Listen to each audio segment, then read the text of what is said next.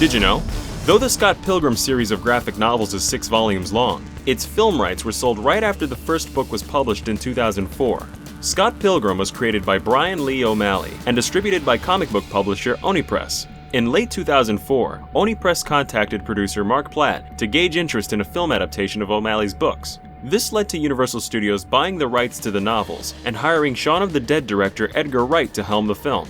O'Malley continued working on the graphic novels during the film's production, but the final book wasn't published until weeks before the movie's wide release. As a result, the filmmakers weren't exactly sure how the series was going to end, and had to make something up for the movie.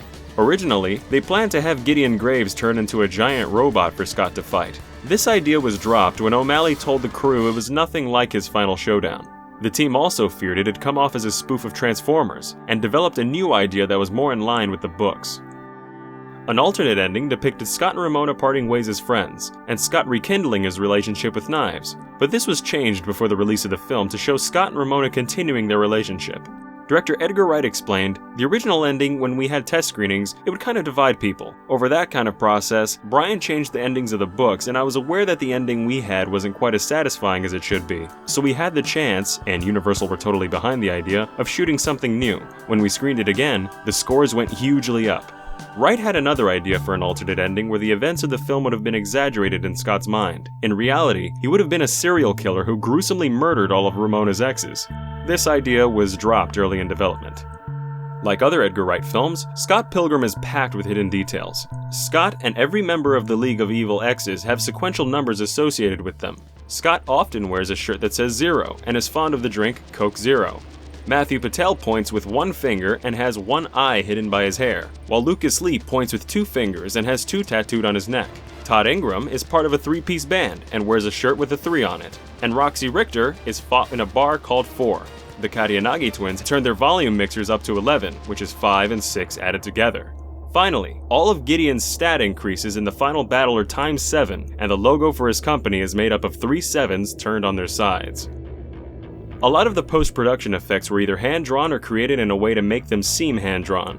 Wright explained that, "We were almost making an entire animated film in post-production. They're not generic digital effects. However, the scene where Scott throws a package over his shoulder into a trash can wasn't tampered with in post-production. Michael Cera actually tossed the package blindly behind him, and it took 33 takes to get the package into the trash." Wright also told actors not to blink during takes to emulate the feeling of Japanese anime. This policy earned him the on-set nickname of the Blink Nazi. All of the stunt doubles summoned by Lucas Lee to fight Scott are the real-life stunt doubles for Chris Evans, the actor who plays Lee. Additionally, Lee's pompous final words were based on a real encounter Edgar Wright had with singer Pelle Almqvist. Wright met the Hive singer backstage at one of the band's concerts, where Wright said he was a big fan. Almqvist responded with, "Why wouldn't you be?" Ramona's phone number in the film, 212-664-7665, is actually a real phone number. Movies normally use numbers starting with 555 if a specific number is required, and most numbers in this range are fictitious. In the 60s, telephone companies urged Hollywood producers to use 555 numbers to prevent customers getting unwanted phone calls. Universal owns this particular number, which has also appeared in the movies Munich and The Adjustment Bureau to add a sense of realism. The number is currently disconnected, and calling it does nothing. Interestingly, 212 is the area code used for Manhattan, and Ramona lived in New York City before moving to Toronto in the film. Several real-world bands were hired to write music for Scott Pilgrim or to contribute songs to its soundtrack.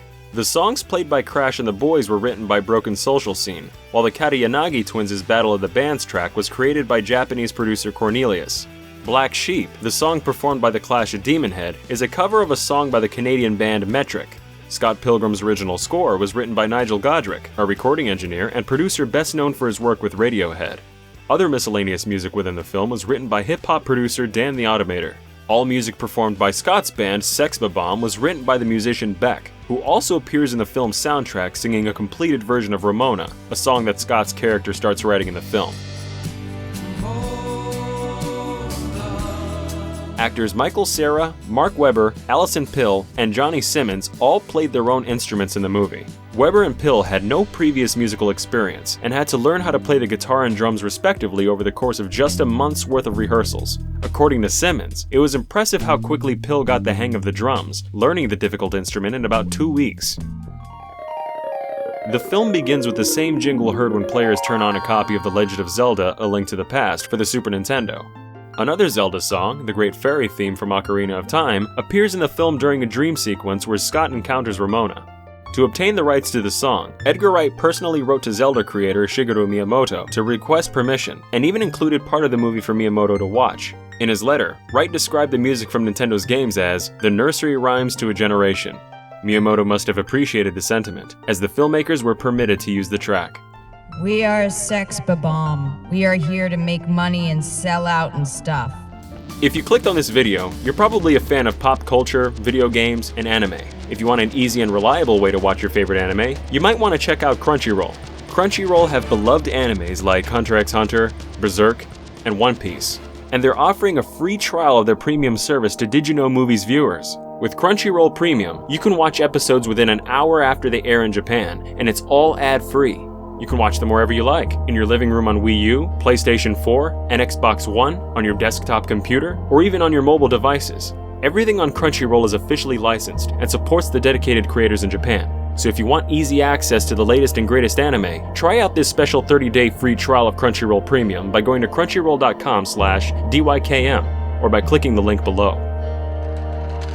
If you're looking for video game content, check out the Did You Know Gaming video on the Super Nintendo. Or if you're in the mood for more movie trivia, check out the Did You Know Movies video on Spirited Away. Make sure you subscribe for more facts and trivia, and if you like this video, give it a like.